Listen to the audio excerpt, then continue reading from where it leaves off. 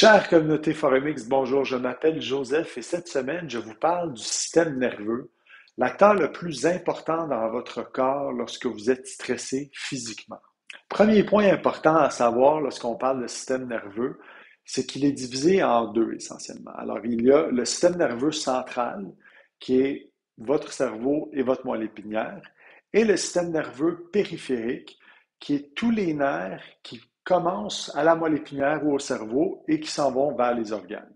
D'ailleurs, fait intéressant à savoir, c'est que ce ne sont pas tous les signaux qui vont retourner jusqu'au cerveau. Par exemple, si vous avez la malchance de mettre votre main dans un feu ou sur un feu, eh bien, le signal va se rendre jusqu'à la moelle épinière et ensuite va retourner à la main pour dire tasse-toi de là. Autre point important à savoir sur le système nerveux périphérique, c'est qu'il est divisé lui aussi en deux. Alors, d'un côté, on a le système nerveux périphérique somatique et de l'autre côté, c'est le système nerveux périphérique autonome. Le système nerveux somatique va comprendre toutes les neurones sensitifs et les neurones moteurs. Ça veut dire que quand vous allez mettre votre main dans le feu par erreur, eh bien, c'est ce système nerveux-là ou cette branche-là qui va vous dire ouch, ça fait mal et tasse ton muscle de là ou tasse ton bras de là.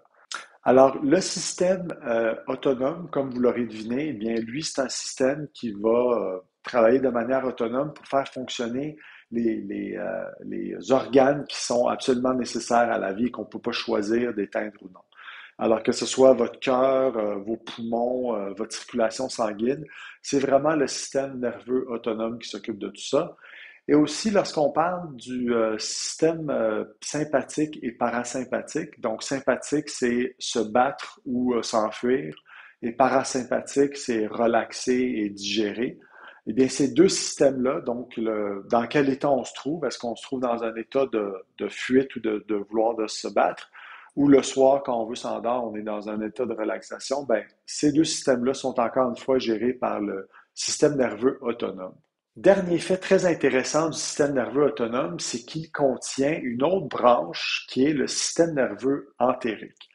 Le système nerveux entérique a plus de neurones que la moelle épinière et il s'occupe de la digestion. Okay? Donc, tout ce qui est microbiote intestinal, pensez à système nerveux entérique.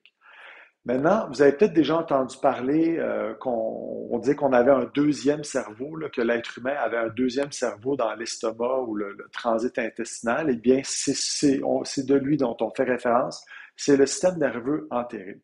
Ce qui est super intéressant, et il y a encore beaucoup de recherches là-dessus, c'est l'interaction entre ce système nerveux-là et le système immunitaire.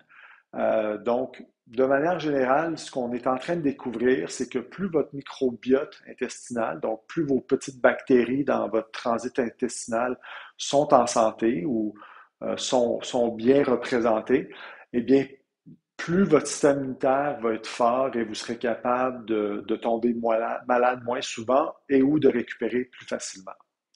Sur ce, je vous dis bonne semaine et merci.